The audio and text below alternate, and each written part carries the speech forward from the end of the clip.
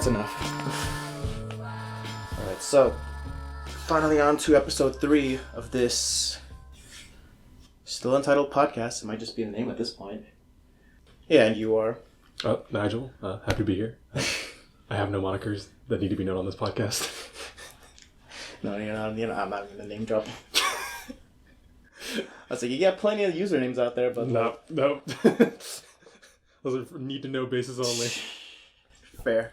And, yeah, you've been friends since, like, freshman year of UTD. Yep, I don't remember how we met, to be quite honest with you. The only one whose meeting I remember is Adam's, and that's only because he put his face against the wall. Wait, was that during one of the study rooms or something like that? When we were in the like common area. Yeah. In his dorm. Oh. Okay. And he was walking by, and we were playing Magic. Of course. He just puts his face to the window and goes, "Y'all playing Magic?"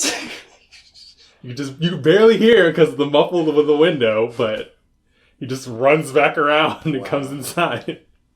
That seems pretty accurate for Adam. It's very Adam. I was gonna say, because I think a surprising amount of our members, like, I feel like Lewis, I know Chris, they just saw us playing something on the laptops in, like, the study areas, and it's just like, what is that over there? And then they just kind of hang out with us from then on. That was how I'm pretty sure that's how most of the people came about in our friend group, was just having to walk by while we were doing something interesting, because we were always doing something. Yeah. Which is why I keep asking, like, the previous 2 people, I was like, oh, we were UTD, right? And I was like, no, none of them I met through UTD. But, yeah. So, I brought you on. You are a architect of the Japanimation. Yep, that was definitely one of my weirder moments in life, back when there was nothing more to do. Yeah, I can agree with that.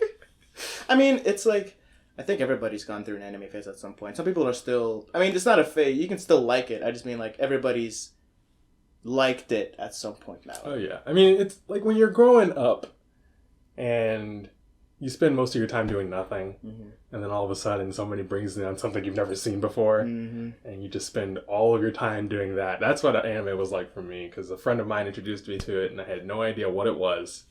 I'd never seen it before, because I was never really allowed to watch TV growing up. It was always studying or reading a book.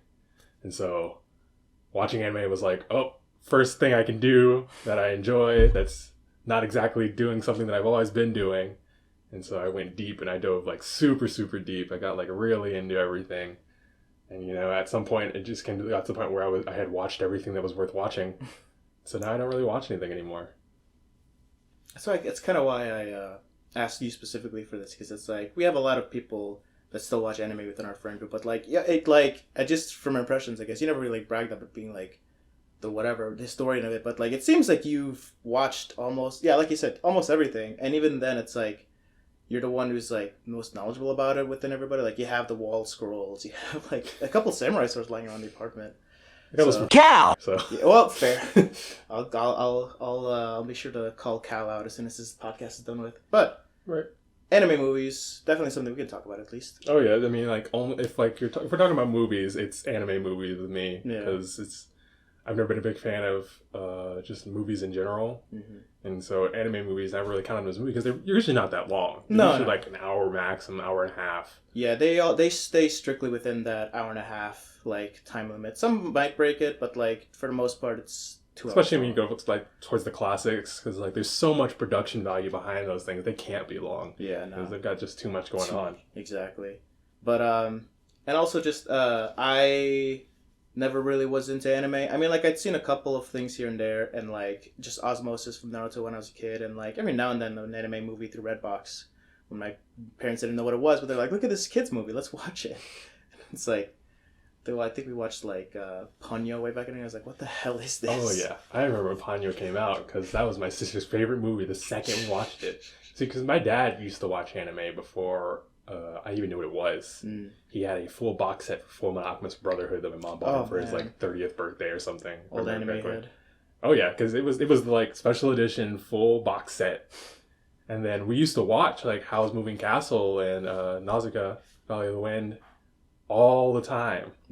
like because they would sit on our bookshelf. Yeah. With all the other ones, just like it was a regular movie, you know. So I didn't know there was a difference between the two. Yeah. Because you just would grab whatever you wanted to watch on the off the bookshelf, and if it was an anime movie, it was an anime movie. It was a regular movie, it was a regular movie. Yeah, family movie night just happened to be anime a lot of the time. Yep, and I didn't even know that those things were made in Japan back then.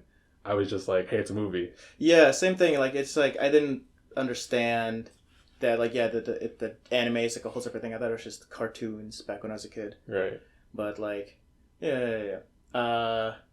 Not to dilly-dally. I'm like, I'm just so worried about like spending too long on these things just because I remember the Star Wars episode was just, it's just Star Wars, who cares? And that was almost 2 hours. So, we'll just jump into top fives at this point because we now the audience knows us and now they know our credentials and now we can just shoot shit. So we're going your top five first or my top five first? Oh, no. You go number 5, then I'll do 5. Okay, 5. Okay. Oh, geez, that's a hard one. Let's see. My top... Why don't you... I can go first just to give you time for it. All right. I did my homework. Unlike some people. I think I did at one point, but it's been so long since... We talked about this months ago. Yeah. Number 5 for me is Weathering with You. It was made by the same director who made... Your Name was the other movie he did. Yeah, it came out. Weathering with You. It came out like 2019, and it looked very similar. It doesn't have like a really distinct style necessarily, but it's just kind of like regular anime look with really really good visuals. You know. When you say like regular anime look, are you talking about like cel shading, like with the, or are you talking about like more modern-esque? More modern-esque, okay. Like just very typical protag anime boy. Nothing groundbreaking or crazy, whatever. It might be cel shaded. I'm not too sure about actual animation techniques, but Weathering with You. It was just a really nice movie, you know. Like the animations on it were ridiculous and gorgeous, so that alone is a good enough reason to watch it. I feel, especially like, and the story is like nothing, super intense. It's just kind of a simple plot about a guy who meets this like weather girl and she can control the weather, and which saying it out loud seems a little not so normal, but like it's anime. It stays kind of fairly true to life though, regarding even with like the magic aspect to it, and it's got like gorgeous backgrounds, ridiculous animation, and the characters are still pretty charming. You know, it doesn't go anywhere super exciting, I'd say. But it's still a charming movie. It still did. I still enjoyed watching it. You know, it was. I feel like it was one of the lengthier ones too. Like what was the runtime on that one? Oh, whatever. Regardless, it was a worthy watch. Oh, 1 hour 51 minutes. Never mind. Well, he did Your Name, so it makes sense that the studio would back him up for like a 2-hour long movie, and like, It's like I'm not saying too much about it because honestly, there's not too much to say about it. It's just a cute, really well animated and kind of standard anime movie, and that's the kind of thing about it. It doesn't go outside the box in any way. It kind of tried to stay to a very most common denominator kind of taste. You know what I mean? Mm-hmm. Like it can apply to anybody can really appreciate it, but then at the same time, that means it's not super memorable to an extent. It's even within that aspect, it's still very very fun, very good. And, you know, I recommend people to watch it. It just seems like a very agreeable movie. You know, I think the only reason it's really on my list at all is just because the animation is just that noteworthy. It's just a beautiful movie. That's like the biggest like factor when it comes to anime movies. I feel like it's just like they put so much production value behind it in the times because you can really tell based off of how the anime was during the time period when the movie came out. And they just put so much more quality into those movies usually. At least the ones that leave an impression on you. Yeah. And their art is always immaculate. Chica wants to be part of the podcast too. Whatever. She'll get some voice lines in. We'll let her in at the very end. Might have to let her in. We'll ask her what her favorite anime movie is. Yeah. But, I mean, honestly, the only thing out just because, like, that can't have that jingling on mic throughout the whole thing. That's it. But, yeah, like it's just it really does reflect the animation style of the time. A lot of like particle effects and sort of stuff. They spend a lot of time animating that, and they are insanely well animated. But it is very, like I said, least common denominator. Not necessarily a bad thing, but it doesn't like stand out super well. It's still worth watching. Just it's number 5. I got you. You got anything on your side with events? Oh yeah. Okay, so we're gonna go a little bit more niche. Okay. So this is a movie that I recommend everybody that likes anime watch, just due to the fact that it had a really interesting plot that didn't really go as far as you might expect it to, but it's like it expands past the tropes a bit. Mm-hmm. So the movie I'm talking about is The Girl Who Leapt Through Time. I don't know if you've ever heard of that. I have heard of that, yeah. Yeah, it's one of those ones that you hear about when you watch a lot of anime or when you like talk to people that have watched a lot of anime, but you never usually it kind of falls by the wayside. You don't really go out of your way to watch. And this one's my number 5 because personally it left a lasting impression on me, just because you don't really expect it. Honestly, is what I would say. The biggest thing is. The movie was made by Madhouse, if you know who Madhouse is. Okay, yeah. Madhouse. And what did they? They've made something in recent times. I don't remember. One Punch Man, and Parasite the Maxim. Season 1 at least. Yeah, season 1 of One Punch Man, obviously. Yeah. Well, we don't talk about season 2. Rip season 2. We don't talk about season 2. But anyway, they made the movie, and but this was back in 2006. Ooh.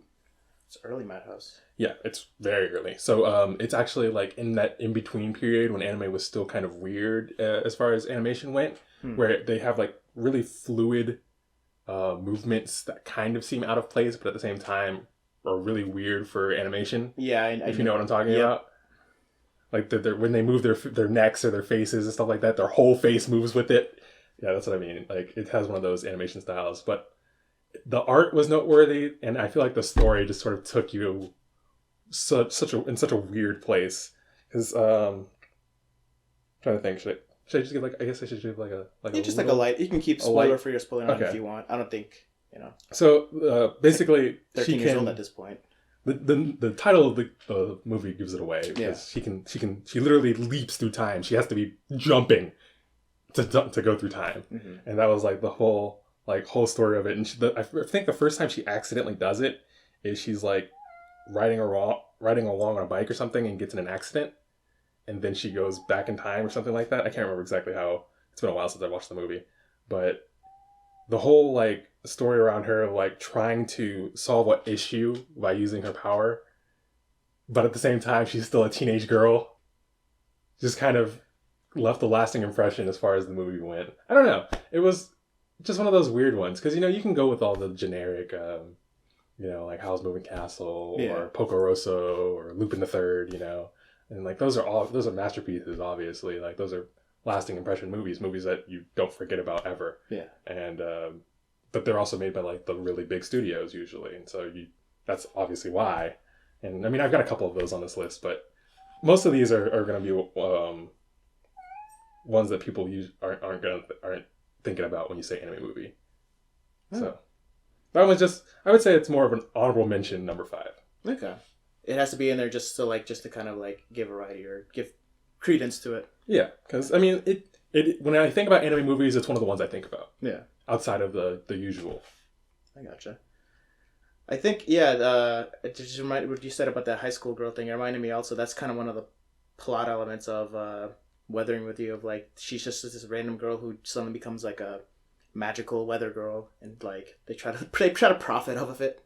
They try to make a business out of it. But yeah, it's those movies like you mentioned, everybody's gonna recommend them. Everybody's gonna talk about Studio Ghibli for the end of time. So it's more fun to bring out the more lesser known niche picks, like you said.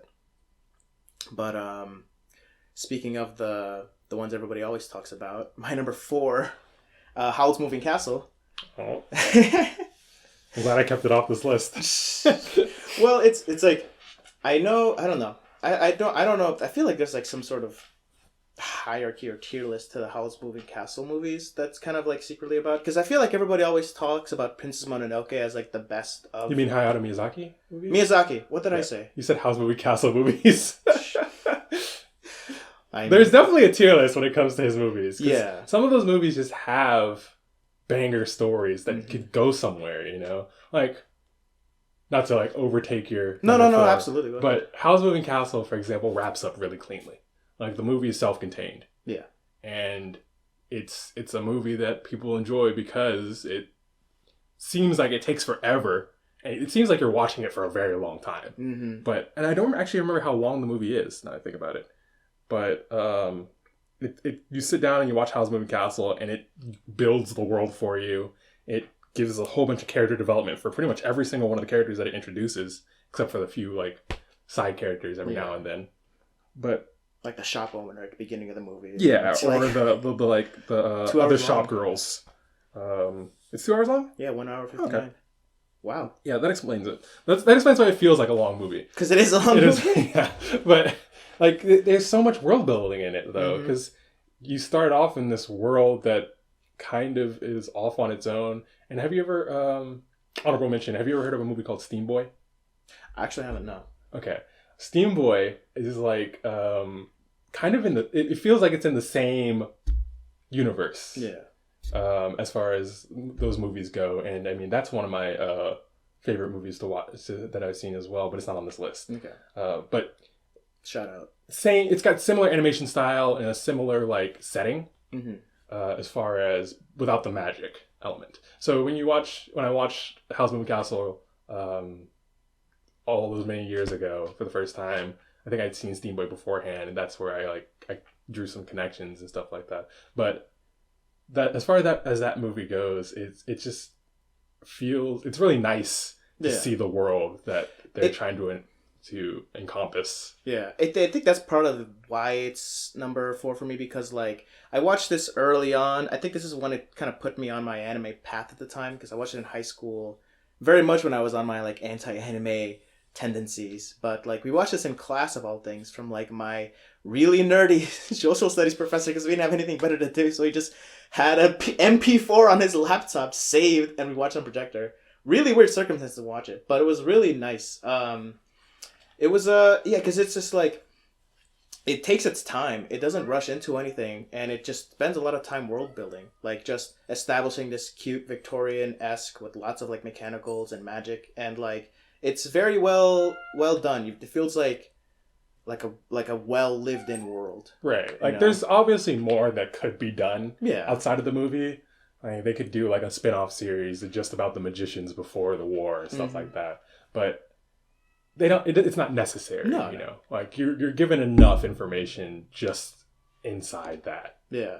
And it's just I think the fact that like I said, I saw Princess Mononoke and like Ponyo and a couple of other of those movies, but like Howl's Moving Castle sticks out the most to me just because it was the first one that really introduced me to those high budget, really great, and just it introduced me to like anime being something more than just Naruto, I guess, and Dragon Ball, you know.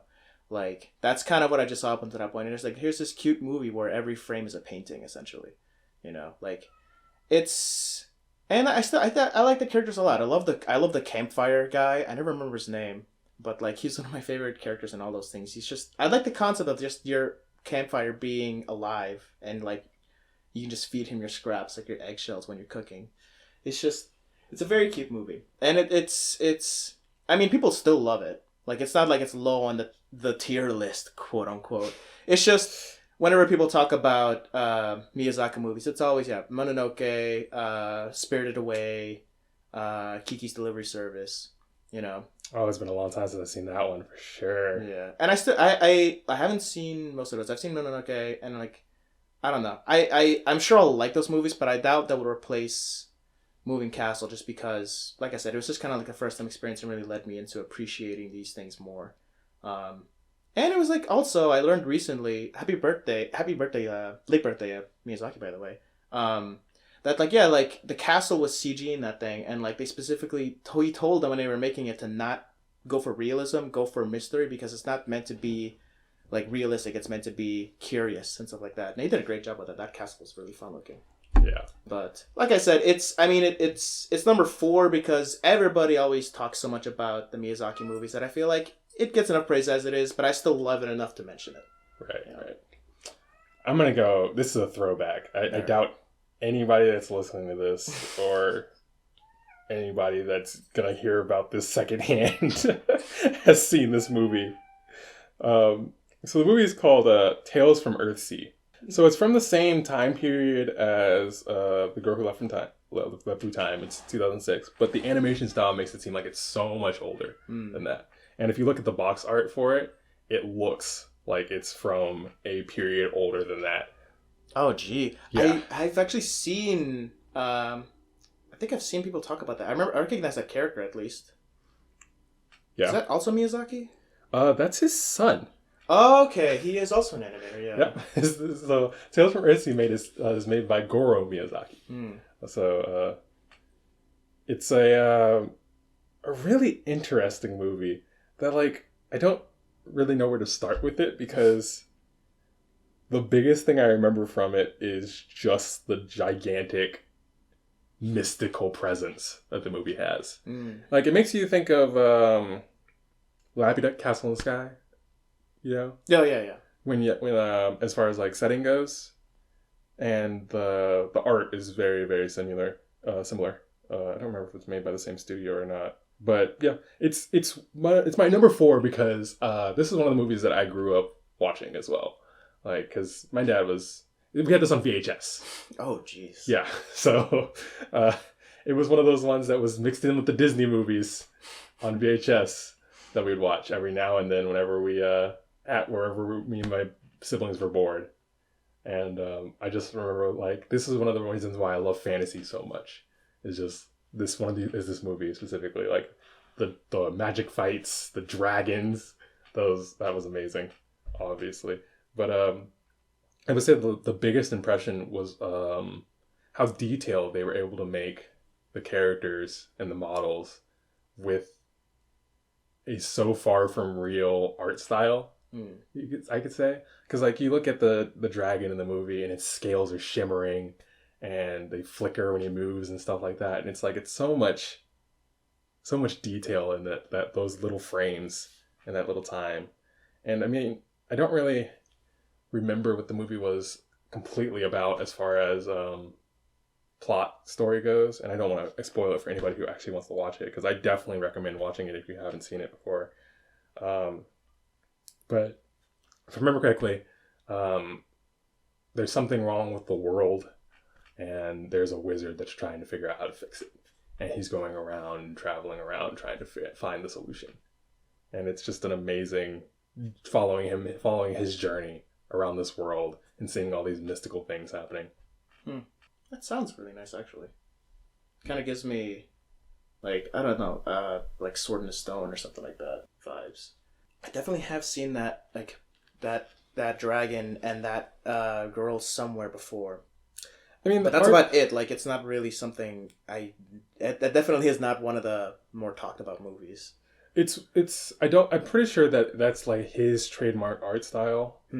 Is that like style of character, because it's a very common style, because it's made by Studio Ghibli. Yeah.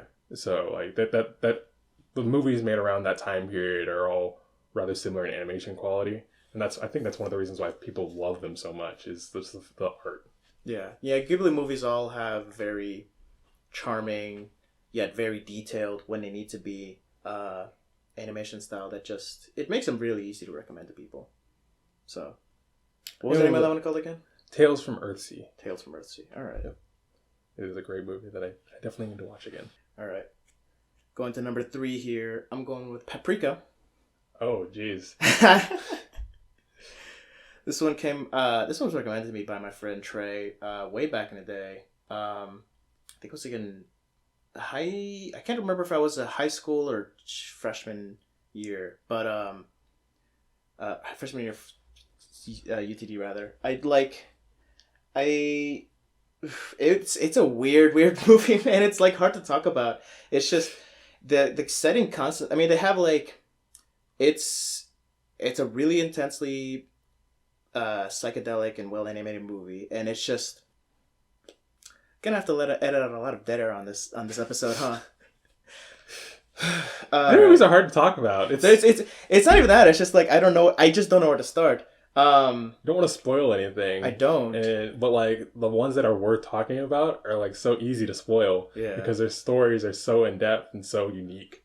Well, my number one won't have that problem actually. But yeah, Paprika. It's a very it shows off the strengths of animation. I feel like the most. It does a lot of things that are not like. Ghibli movies have a have a tendency to make everything feel very real. You know, even if it's dealing with fantasy, it all feels very well established. Paprika kind of breaks a lot of those rules of like making everything playing by no rules essentially. Everything feels very it's a story that's being told about people's dreams, so of course it can play a lot of just like it plays a lot with that setting. In which there's a lot of different environments and scenarios and settings, and there's a lot of different nonsense that just kind of goes on.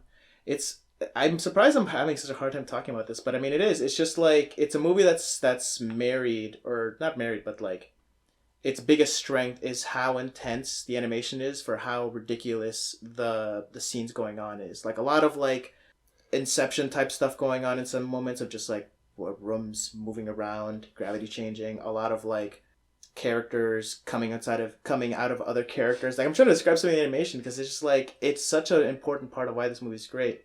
But it also has like a fun aesthetic of like Katamari Damacy, where it has like a lot of things on screen and everything is very like odd and charming. I keep using the word a lot, charming, but it is. Like it's just it's got a plot to it. Like it's not just some random nonsense movie, and it's got a pretty good plot about like trying to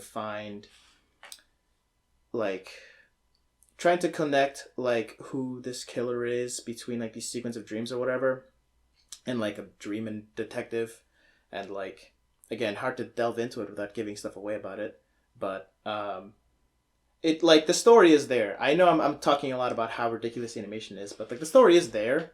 It's just like the story is almost taking a backseat to like the visuals in the movie, and it's not like that. I think that's like a hallmark to that specific director's type of animation anyway. He did like Paranoia Agents and stuff like that. Oh, that's not surprising. That movie is a trauma for me. Wait, really? Oh yeah, I remember I was like really little the first time I watched that movie, and I watched because I was just going through stuff and just looking for something to watch, and I was grabbing everything. I watched The Matrix Reloaded like right after it, if I remember correctly, or something like. It was. I was just. That's a bad. I was so disturbed after watching that movie the first time, and then I like pushed it so far out of my mind that I didn't remember it until Adam just went off about it. Adam loves Itoshi Kun. He loves that style. Yeah. Adam goes off about like Millennium Actress and like Serial Experiments Lane. Yeah, exactly. I mean they're great movies. They are disturbing to a sense. Like Perfect Blue especially that's definitely like disturbing. And Paprika kind of also is that, but I think it's a lot of things, honestly. I could definitely see how it could like be like a bit of like a disturbing movie or traumatic experience if you're watching that when you're especially young, because it is like scary at points, you know. But I don't know. I think I think people should check out. I don't know if it's a for everybody kind of thing, but I think people should at least check out like the first 5 minutes where it's just like this intro sequence with the main character Paprika. Because the theme song of the movie is really fun in like this weird electronic, bouncy, bubblegummy kind of way. But like the intro is also like it's just really cool. It's all hand animated, and trying to imagine like my friend showed me the keyframes for that intro sequence, and it's just ridiculous the amount of planning they had to do for like planning this thing out, mapping it out. Like it's, you know, I recommend people to at least check out like the first 5 minutes, because that thing it's a fun watch. The movie, I don't know if everybody's gonna be liking it. If everybody's gonna like it, rather, but it's a more well-known movie, but we'll see. But anyway, yeah, Paprika, very, very crazy. If you're cool with crazy, I highly recommend it. And if you're not, at least check out the first like look up the intro on YouTube. See what you think of it. I thought, Paprika. I'm gonna talk so much about that because it's so ridiculous, but it's so hard to talk about. It's it's just really weird. It's a weird movie. That definitely grabs the essence of it. All right, on to my number 3. This is I'm gonna start this off with asking a question: have you ever seen Bakemonogatari? Monogatari? No, I haven't. Okay, so that is a long series of anime. Bakemonogatari, Niso Monogatari. There's second story. There's so many series, and it's all congealed and broken apart into arcs and stuff like that. So the movie I'm talking about is Kisei Monogatari, which is the movie that starts it all, you can say. It came way later than everything else, but it is the beginning, in a sense. Because it shows how Bakemonogatari gets to where Bakemonogatari starts. So it's a prequel, in a sense. And shows you some backstory for characters that exist in that setting. That you're just... Every now and then you get flashbacks from in the anime towards scenes that would show up in this. But I remember I was so excited when I heard that this anime was coming out because I had followed Bakemonogatari for so long. I had read the manga, I'd watched all of the seasons and everything, and gone back and forth, watched all the shorts, and everything. It's a really interesting story. Yeah. Because... I've heard endless praise about it from everybody, you and Johnny especially, like, Monogatari in general. Like, I don't remember any specific ones, but just, like, I've always heard about it. It just seems like a great saga, I guess. It's just confusing to kind of refer to it. It's very confusing, to say the least, because it makes almost zero sense if you're just watching it for the first time. It's very hard to wrap your head around it because it refers to a whole bunch of things that haven't happened yet.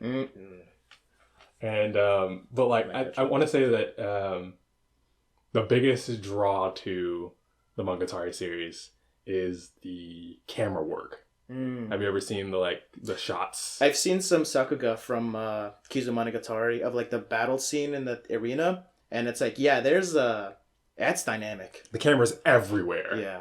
It showed like it's too close, super far away, silhouettes, off in a different place while people are talking. You get realistic backgrounds, but with like cartoon animation over it, and it's like all over the place. I remember the first time I watched it, I fell off of it so hard. I never thought I would go back and watch it again, but then I ran out of stuff to watch, and I ended up watching it again anyway. And I got so enraptured by it because the story was just so up like the alley of things that I loved. It was like I hate modern fantasy. It's just like I hate the idea of the secret world behind our world. Yeah, what's that genre of like really popular anime nowadays? Isekai? I hate isekais. Well, it's not like, okay, isekai is like, I know people hate isekai because it's overdone. Yeah, it's exactly it to me. That's what people like really hate isekai. Yeah. But I've never personally had a problem with isekai. Because like I love fantasy settings. Yeah, I grew up on fantasy and I love fantasy still, and I've never felt it was overdone. Especially when I feel like there are times where people will just make an isekai for the sake of making an isekai, and that's not interesting at all, obviously, because they're just reusing tropes that already existed. Yeah, there's tons of seasonals that just end up being isekai all the time, and like at the beginning of when it was kind of new. I'll admit at the beginning, like Sword Art Online, I watched for a bit because like. It was a fun concept, like that was definitely not overdone at the time. Ever since we've had plenty of them, but like isekai goes way back. Yeah, like hack slash. If you've ever seen any of those, oh yeah, hack slash is like closing on to like the original isekais and stuff the original popular isekais, I would say. Yeah, there's more even before that one, but like isekai has been a genre for a very long time. It was just like it got big again when Sword Art came out, and then it got big again with Overlord and what was the other one that was with Overlord? I don't remember. But anyway, Bakemonogatari is modern fantasy. Like there's a world behind ours that people usually just don't realize exists, and so there's monsters and creatures and people are these monsters and creatures that don't know it or they're possessed by these monsters and creatures and don't know it, and like they're having an effect on the real world, and it's hilarious because things get blown out of proportion, and there's just this one guy solving everybody's problems, even though he really doesn't want to. I love that. I love the reluctant hero trope. Well, it's not that he's a reluctant hero. It's more like he's dealt with this before, and he doesn't want to deal with it anymore. He's tired of it. He's done with it. Yeah, just 1,000 yards there, like, oh, again. I think there's like something like way down the line. It's like everything happens because he's there or something like that, if I remember correctly. But that's besides the point. Yeah. Like the movie in general, this movie is my number. This is my number 3. Yeah, because the art direction, the camera work, it encompasses everything that I enjoyed of the Bakemonogatari series. Because that was so long before I'd watched this movie again. Because this movie came out maybe 4 years ago now or something like that. I don't remember when this movie came out actually. I think it was 4 years ago, 2018 or something like that. 2017. No, 2016. Wow. 4 years ago. 4 years ago. Yeah. Or 5 now. But that was a moment where I was so happy to see it again. And the animation quality was so good. And everybody was so happy to watch it. And it was split into 3 parts. And because it was a trilogy of movies that was coming out. So is it one movie split into 3 parts or 3 movies? It's 3 movies, but every movie is split into 3 parts. Oh my god. So it's like a trilogy inside of a trilogy. And but it's amazing just watching it. I definitely recommend it, especially if you're into those sort of settings. I mean, yeah, it's just this one, I always, every couple months, that one scene of them in the stadium fighting is always brought up on Random Sakuga. Because it's you can see the money in those shots. There was a lot of money behind, especially modern movies, I feel like. Oh, yeah. Like the newer anime movies that have come out recently are just they just shovel it into the furnace. Mm-hmm. It'll print itself back. If not for the whole thing, you can always point out one moment where you can see this is where the money was. All right, so that was 3? Yep. Yeah, 3. I can count to 5. All right. Okay, you count backwards. Now we're doing it in style. All right, number 2 is Knocking on Heaven's Door, the Cowboy Bebop movie. That is it's what I probably would tell people to look at if they want to get into Cowboy Bebop. Because it's very standalone, and it involves all the characters. And, well, first off, let me start off by saying I just love this movie's animation and vibe so much. It's Cowboy Bebop, so everybody knows about Cowboy Bebop. And even if you don't watch anime, you've at least heard it or seen it somewhat, I feel. But this movie is I'm not gonna say lesser known because it's still Cowboy Bebop, but it's not as talked about as much, I feel. But regardless, this movie holds a special place in my heart for a couple reasons. One of them because it's a nice standalone story for Cowboy Bebop. One of the problems I had when I was watching the anime the first time around was just you spend all this time seeing all these characters that everybody loves, but when you first start watching it, they're not all in the anime to begin with, you know? They start off with the main character Spike with the big hair, and his cop friend, I forget who he was, his ex-cop friend, gradually grows throughout the anime to a cast of 5 or 6. But in the movie, it's a completely standalone story where it has all of the characters in it, and it's a really good introduction into the series, I feel, because it gives everybody their moment to shine. It gives them it's just fun, the character interactions between it, as well as just it has that Cowboy Bebop vibe of nice smooth blues jazz with some foreign aspects to it. What's it called? The name of the band? The Seatbelts? No, that's Fully Cooley. Yeah, that's Fully Cooley. I forget what the name of there's a couple bands in Cowboy Bebop, but there's one mainly. But regardless, it's a very fun jazz atmosphere with very nice Wild West sci-fi storyline to it. In Knocking on Heaven's Door specifically, it's taking place during Halloween, and there's like this weird vampire villain. It's a great movie that I would honestly recommend anybody to watch, even if you don't like Cowboy Bebop. But it's also just a holdover for me because it's one of my favorite older looking animes. You know, like I don't mean like 1979 Gundam. You know, I mean like 90s 80s anime. A lot of anime nowadays all has a very particular style to it, and it's kind of annoying, honestly. Like, I'm not the super anime guy to begin with, but like I like going back to those older ones because the style at least was a lot more appealing. It wasn't all giant sugoi eyes and like fan service everywhere. Cowboy Bebop definitely has fan service. I'm not gonna not say it doesn't. Faye, you know, but it's very, very cool. I love it a lot, and it just feels like the best representation, at least in my. Yeah, we had to take a break there for a second. What was I saying? Yeah, Cowboy Bebop, Knocking on Heaven's Door. One of my favorite movies for how charming the animation is, and like how pleasing like the old visuals are. You know, because a lot of people refer to like older anime like Akira and crap like that for the longest time about how cool they used to be, but not so much now. At least the old heads do. And this is kind of feel like my version of that. I like this movie a lot for what it looked like. It's so weird to think about that, like, movies from that era, the early 2000s, are old now. You know, that's almost 20 years ago as far as, like, some of those movies. Yeah. Or, like, some of the people that are born today have probably never watched them because they were made around the same time they were born. It's weird thinking about what we're going to have to start calling all these classifications. Because, like, what's classical and what's not anymore? What's vintage and what's not anymore? It's so weird to think about that those movies came out so long ago, and it doesn't feel like it was that long ago. Yeah. The original Digimon movie is like vintage now. 1998, if I remember correctly, or 97, one of those years. 98. I'm pretty sure it's 98. Okay.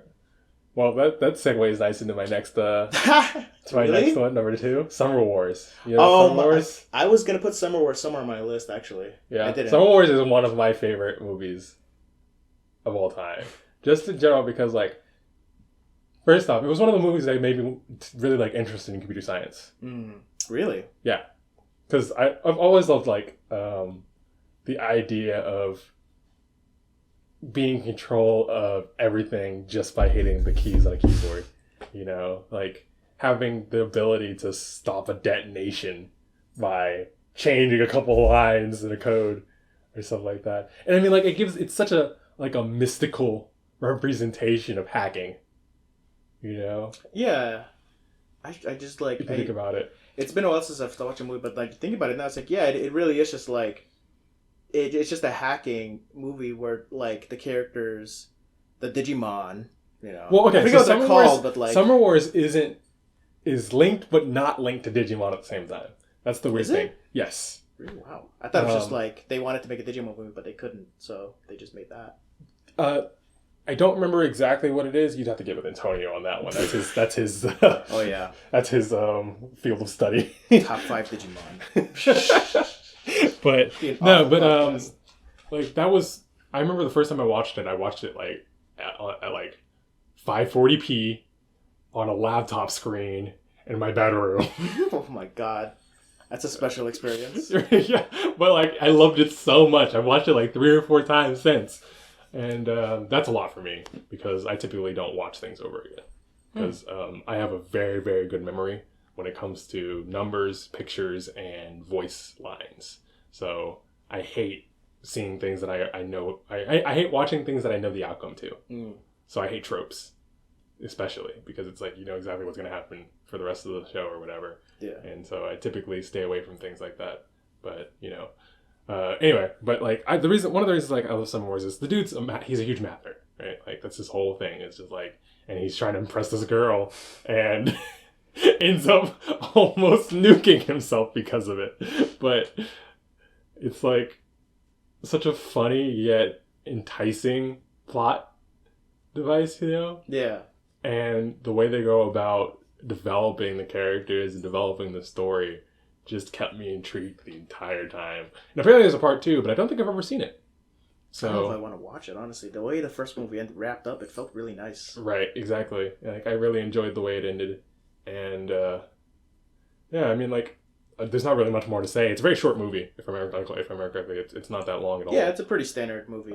I think it's just, like, it's got a lot to it. Like, it's got a decent amount of emotional weight behind it. Yeah. Like, yeah. I mean, there's always, like, it's not like these movies shy away from, like, character softening or whatever, but, like, or death or whatever, or more serious topics. But this just played nicely with, like, being, like, playing into those elements while also still keeping up, like, the more, not proper choice here, but, like, whimsical monster tech aspect of it, you know? And I mean, it's just one of those movies that I always think back to whenever somebody mentions anime movie. Yeah. Because it's just one of my favorite ones of all time. It feels like a lot of people watched that movie, actually. I mean, I don't blame them. It's a good movie, and I think it showed up on something. I watched it on Toonami. Yeah, I think that's probably why, like, because Toonami was really popular back then in the day, you know. So I guess I'm just surprised that, like, it's never that much. I don't put myself much in the conversations, but just, like, seeing. I mean, even then, I don't have to through osmosis. I guess I just expect to see that movie more, but I don't. Especially nowadays that, like, Digimon is coming back. Like, I guess I call it coming back, but yeah, but I mean, I don't know. I've seen. I guess I see with the new reboot of the movie. I see a lot of people talking about the older movie. Yeah. I don't know. I guess I just think more people should be talking about Summer Wars because it really is a really great movie. It's a very cool movie. Like, I love those. I don't know, what are they called in that? Are they just programs? I think they're programs, but I don't remember what their actual name is. Whatever. The bunny. Yeah, the character design for that, yeah, so cool. So cool. It was so cool. I remember I was like a teenager the first time I saw that. That was exactly what that's all they had to do to get my attention was create that character, and just the nuance, of that character was just so amazing at that age. But yeah, that's why it's my number 2. Yeah, it's a good number 2. It's a really good. I don't think anybody would ever contest you on that. That's a good ass movie. All right. And my number 1, Redline. I was surprised I hadn't heard it up until this point, and I guess I shouldn't be surprised that now I hear it. I mean, I watched this recently actually, and I don't know if it's fair to put it so high on my list, but I don't care. I've seen it like 3 times now. I mean, like, I feel like the movie embodies you. It totally does. That's just completely your aesthetic. I remember watching it and feeling so much of this movie is like that. So much of it resonates with me. It's just like it's at its core. It's just a simple racing movie, but like the characters, the character designs, the music, the presentation, the core of it. Like, I love racing and like racing games and racing whatever. Like, my favorite game when I was a kid that I could not play or hardly could play, F-Zero GX on the GameCube, and this is just that. And then JP being this like pompadour cool guy who's also just a nice guy. He's like not a jerk. Like, I love like he just wants to go fast. Yeah, he's just a thug who loves going fast and doesn't want to do anything else. And his like not tricked out car. It's just a regular ass car in this movie of like giant battleship F-Zeros. Like, it's so ridiculous and I love it. And it's just the music, the voices. We watched the dub version of it actually, and it's oh man, I know Cowboy Bebop, the dub is the way to go for that. I don't know what it is with Redline, but like don't knock that down because that thing is so good. And so, yeah, it's just like the animation is also super super clean. There's no CG in the whole thing, and it's like I could have sworn to use it at some point. And it's like no, that whole thing is hand animated. It took them 7 years to develop the animation style for that thing. And you can see it. Like, it is ridiculous. And it's just, it's super fast paced. You can feel like the way they edited it is just so well done. Like, you can feel the impact behind the edits and the music, and just the characters are all really fun too. Like, there's like 3 layers of a story going on, where the first layer is JP, the main character, and his love interest and him trying to win the race. And then there's like then there's the Redline race itself with all those characters, and every single one of them is super fun, and they all have their moments in the thing. They all have great, like, every single racer has like a moment to like shine and show off. They're not just some trope. They're like they're tropes, but they're well developed tropes, and they have moments. And like on top of all that, like the third layer is this space opera going on with like Robo World being like the super military planet that doesn't want this race going on, that's trying to eliminate it and like protect their military secrets. It's just like it's like a simple watch. There's nothing convoluted or complex, but it's just this. There's still so much that's well crafted, well tuned, and well established throughout the whole thing, and it never lets up on the pace. It's such I don't. It's kind of like a perfect movie in theory. I mean, like whether you like it or not, it's up to you. But like, it just establishes itself so well and does all that it needs to do like so well. The only thing I would think is weird is those Princess Fairy World racers. Okay, so I was gonna wait until you were done, but the red line for me was like I loved the movie. The movie was amazing. I just love the fact that because personally I also love it when things are just fast paced and just go go go go go. But like it was just go. It was go go go go go with every aspect of the movie, and I think that was on purpose. Honestly, like it was just like the whole movie was just like we gotta go fast, and we can't stop, and there's no time to do anything but go. And so, like, just they throw characters at you and expect you to just soak them up immediately, and it's like you were mentioning the love interest, and like I remember when the movie first started. And I was like, oh, they're like great rivals. And then all of a sudden it turns into a romance movie. And I'm just like, wait, what? Why did this happen just now? And then it just like goes off with it like it was bound to happen. It was expected. And I mean, like, you're just supposed to take it and go. Because you don't have time to think about it. There's too much going on, you know? And like, that was my take on Red Light when I watched it the first time. And I mean, like, just like you said, the art is immaculate and it's impeccable. And the style is so unique compared to like every other movie that comes out of other studios like that.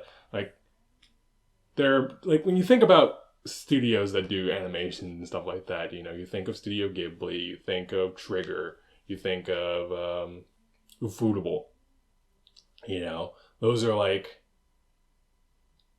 big groups like that do animation stuff like that. And Trigger and Ufotable with the anime that they do as well. Trigger always making those weird bangers, or the ones that not fall so hard that nobody has any idea what the heck they were going for. But you know, every now and then they hit something that just out of the park is gonna sit in everybody's mind forever. You know, and Ufotable with the cleanest fighting scene animations I have ever seen, ever. That just make you crave more fights. Like, I don't care about your story. Just give me more fights. And that's just the whole feeling I used to get from those anime. And it's like, this is just the embodiment of a Trigger anime, you know? And it's all everything that they do well. That's kind of why I like this movie so much as well. It's just, it wasn't a Your Name. It wasn't a Ghibli. It wasn't something that was a common denominator. It was very niche, but there was a lot of love put into it and passion. But because it was so, like, it wasn't a reboot. It wasn't like based off of a manga or a short novel or something that's already been. It wasn't a sequel. It was a completely new thing. And because it was a new, different thing, you know, it didn't do well. Like, it didn't get a box office of like 200,000 worldwide. It's a shame that this movie, like, crashed as hard as it did. Like, it's I don't know. I think I kind of resonate with that story because it's like, you know, when you like, yeah, it might not have succeeded, but this movie is loved by everybody who's ever watched it, really. Like, it tried to be its own thing, and it tried to do its own merits. It tried to like create something great, and it did. And it might not have been a commercial success, but those who watched it like loved the movie, you know. And it's just like that. I think this is a little real. I think that's what I'd prefer to do in life. I could like stay and work and be comfortable somewhere, but I don't want to do that. I'd rather have something that I'm proud of and do something with it, rather than like, you know, I want to be comfortable, at least that I can like at least live. Of course, I don't want to just become a homeless person and just live off of like art, but like that I like that a lot. It's really unfortunate that this movie is kind of stuck with as a cult classic, but I mean, it is, and I'll never stop talking about it because it deserves recognition. You know, it's. I love everything about that movie except those weird princess characters. I like the fact that their car turns into a robot and does wrestling moves, but they are still weirdly sexual, and I think that's honestly fan service in anime is something I still have a hard time getting past. But yeah, no, I mean, I love Redline, dude. It's a good movie. I can agree with that. All right, I guess this is the final one, the final movie. I feel like this is a weird one. I guess you should technically edit this out. Because now I feel weird giving this one out after that one. Now I'm excited. After that spiel. Well, I mean, I've already said the movie before, so it's pretty obvious. Like, which it's not like anything special as far as like niche goes. It's just my favorite movie of all time because I grew up with it, and I would beg to watch it on the weekends. Just because like it was. I remember, so like Princess Mononoke was one of my favorite movies of all time when I watched it the first time, and I've watched it multiple times over and over again. But that's not the one that grabs me every time. The movie I'm talking about is Nausicaa Valley of the Wind. Because it's just so beautiful. Yeah. And it's like the soundtrack, the art design, the character development, the setting, the story, like everything about it just like made me feel so strongly. And to the point where like I stole my dad's copy. I have it on the bookshelf over there. He's been looking for it and I keep telling him I don't know where it is. Because I'm not giving it back. It's mine now. Let's hope he doesn't come across this years later. He might. He probably will. But, I'll get there when I get there. It's mine. Yeah. Like, I just love that movie so much. Like, it just feels weird. It would feel weird not having it to just watch it whenever I feel like I need to watch it. Because to me, that movie I've been through a lot. And watching that movie has always, like, helped me out. Just because, like, it's very calming in a sense. Like, the movie knows what it's doing, and the characters in the movie know what they're doing, It's like, it never tries to go too far with any of its elements, I feel like. Like, you know what's going to happen from the get-go. Like, and typically I hate that sort of thing. Like, where it's like, exactly how the playing is going to play out and stuff like that. But for some reason, like, this movie just, like, really made me feel like it didn't matter that I knew what was going to happen. Because they played it out so perfectly and so cleanly that you can watch it over and over again and not feel like you're just seeing the same old stuff. I don't know. It's a movie that I feel like a lot of people that have watched anime movies have seen. Mm-hmm. Because it's just one of those like staples, I feel like. But to me, it's the embodiment of like what you should expect in a movie. I feel like it hits its it hits its points, and it hits its points very, very well. And like there's not a point in the movie where I feel like I was expecting more or wanting less. It hits you just right. Yeah. And like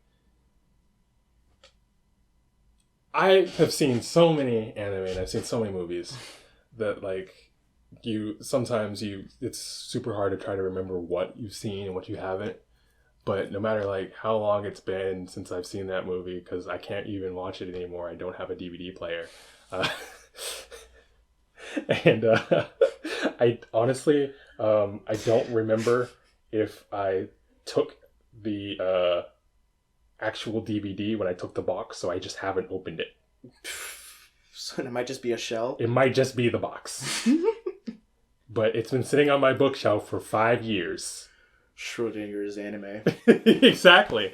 And when I want to watch the movie, I just look it up and watch it on my computer. But it's just like, it's a staple for me. Like, I just feel like I have to have it. Yeah, I get that. It's something like, I think that speaks to its strength a lot, that like, it plays into its tropes and like it doesn't try to break them, but it does it so well that it's not a derogatory thing. And it's really weird to think about because nowadays like everything is so saturated. Oh, yes. It's really hard to come up with something new nowadays. But back when that movie came out, like that was new. Like there were very few like it, especially because I mean like Ghibli was all over. That was like they were like bang bang bang bang bang putting these things out, you know, like just as the best of the best, and there were some that hit and some that missed, and some of them that were going to be remembered for all throughout, you know, history as far as anime and movies go.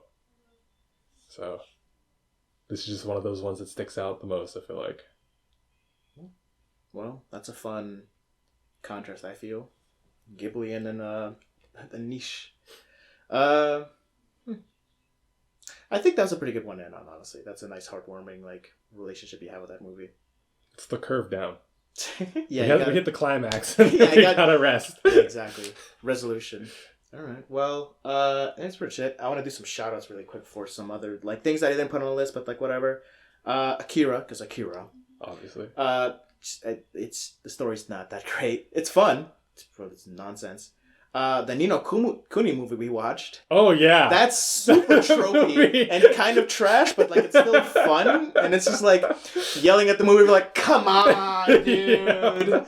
Like, the movie would have done so much better if it wasn't trying to build off of something that people didn't know. Mm-hmm. Like, I feel like if it was like maybe if it would distance itself from the game a bit more, or maybe if it like tried to build upon a world that people knew a bit more about. Yeah. Because it felt like there were a lot of things it could have done that they didn't do strictly because it was a movie.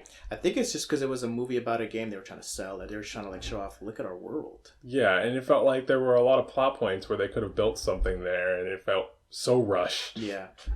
Yeah. Incomplete. It's a very...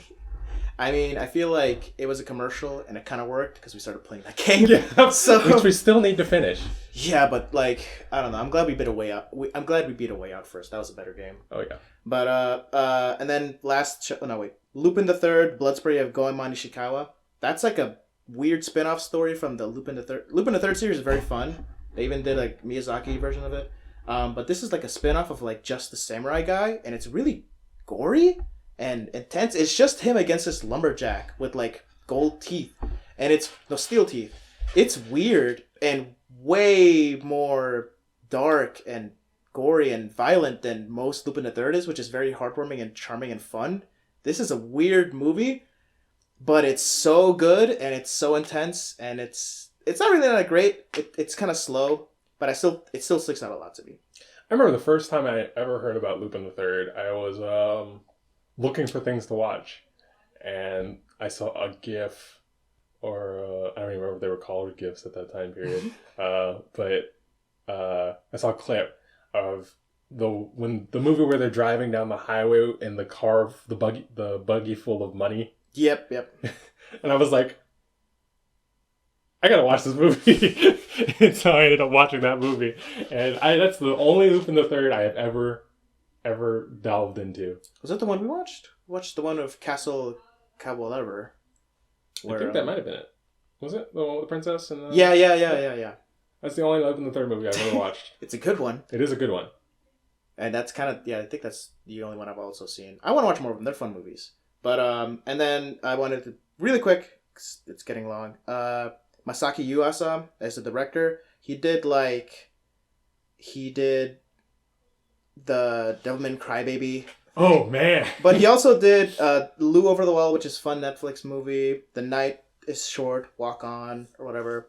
Walk On Girl. And I think he did the animation for Keep Your Hands Off My Azukin. He has a very bouncy, very weird, no harsh outlines art style, which is very fun. I like it a lot. He's done some other movies, but I'm not going to list them off because, whatever. But I like that guy a lot and the stuff he does.